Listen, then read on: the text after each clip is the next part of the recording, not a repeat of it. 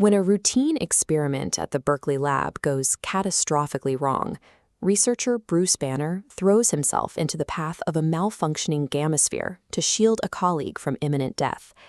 Bruce absorbs a dose of gamma radiation and experimental nanomeds that should be instantly fatal, saturating every cell in his body with high-energy particles. General Ross and the military oversight team expect to find a corpse. Instead, Bruce wakes up in a hospital bed with his tissue intact, telling his colleagues he feels more energetic than he did before the accident. The gamma sphere failed to destroy his body. Instead, the radiation triggered an impossible biological reaction, indicating that Bruce's physiology responded to the trauma in a way that defies standard human biology. Soon after, intense moments of frustration caused Bruce's body to undergo terrifying, uncontrollable transformations. He expands into a massive behemoth, a physical manifestation of his own rage. To General Ross in Glenn Talbot, this transformation is an accidental asset. They view the creature as a weapon to be harvested, ignoring the human cost in favor of military application. Their focus remains on the radiation itself, but they are overlooking a biological contradiction. Gamma rays typically degrade cellular structures rather than building them into something larger. This suggests the radiation didn't create the creature from nothing. It acted as a catalyst, activating a specific genetic sequence that had been present but inactive within Bruce's DNA for years. A new janitor at the lab begins observing Bruce with a focus that goes beyond his job description. He eventually pockets a vial of Bruce's biological samples to analyze the specific anomalies hidden within his DNA. This man is David Banner, Bruce's estranged father. He uses his own mutated DNA to engineer 3 monstrous dogs, sending them to attack Bruce's girlfriend, Betty, in a calculated attempt to see what his son will become. The stress of these targeted biological attacks pushes Bruce to his limit. His psychological composure begins to fracture as he struggles to contain the creature emerging from within.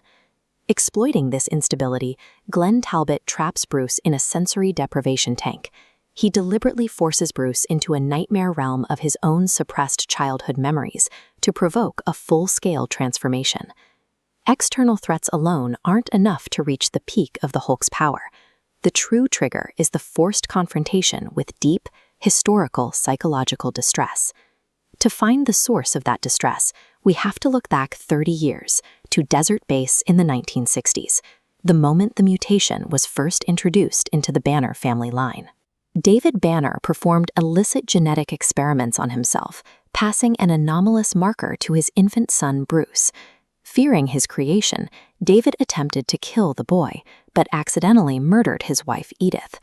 4-year-old Bruce completely repressed the trauma, burying his grief beneath dense mental barriers until gamma radiation violently shattered them decades later.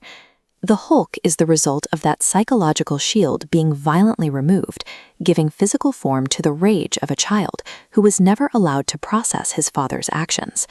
The final confrontation occurs as David Banner transforms into a volatile entity of pure energy, absorbing the surrounding environment over a dark lake.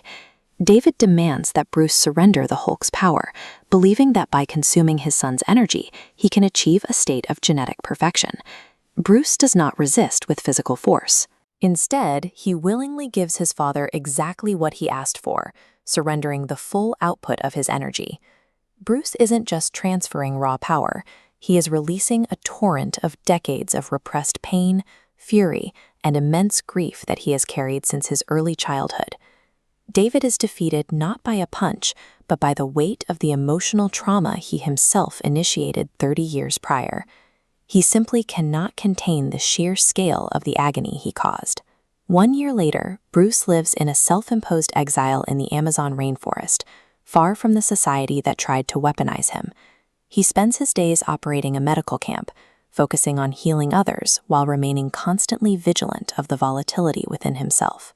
While Bruce seeks a life of restraint, the military remains obsessed with his potential, continuing their attempts to track him down and exploit his power. This is the permanent burden of the Hulk. It is a physical manifestation of generational trauma, leaving Bruce to spend his life managing the scars of his father's legacy. And that's how the incredible story comes to an end. Every decision, every sacrifice, and every battle led to this unforgettable finale. If you enjoyed this movie recap, don't forget to leave a like and subscribe to the channel for more detailed movie explanations and cinematic story recaps. Also, hit the notification bell so you'll be the first to know whenever we upload a new video. Thanks for watching, and I'll see you in the next movie recap.